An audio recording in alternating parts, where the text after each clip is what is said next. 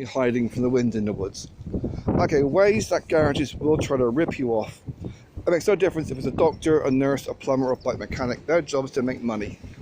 So, one thing they'll do, take your bike in to get a new chain.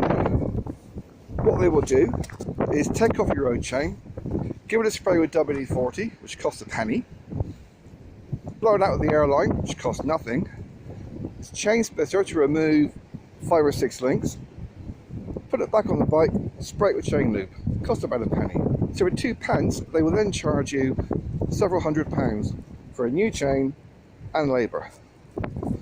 Other things they'll do whilst they've got your bike, if you don't look mechanically minded, is take your seat off and loosen the wires on the battery. If they're feeling generous. In a few weeks' time, your battery will start to not charge and your ignition might die, which is kind of dangerous on a bend.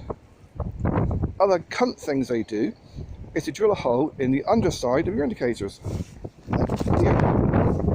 This way, over 6 months, moisture will get in from your electrics. They will also get battery acid, drop it down in the ignition, which over the course of 6 to 8 months will melt your ignition wires, which I had happen on a blind bend where all the electrics failed. Walk in and tell them exactly what you want doing, when you want doing it. Actually, you actually know what you're talking about. There's less chance of them fucking you over. Another way you can get around robbing your chain and selling it back to you is say to them, I want my own chain back because I'm doing a project, art, artistry, BDSM, or whatever your reason. This way, you're getting your own chain back and it's more chance of them actually putting a new chain on.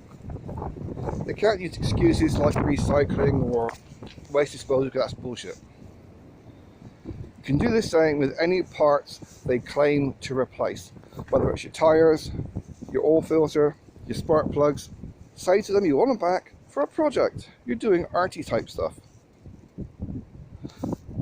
To be continued.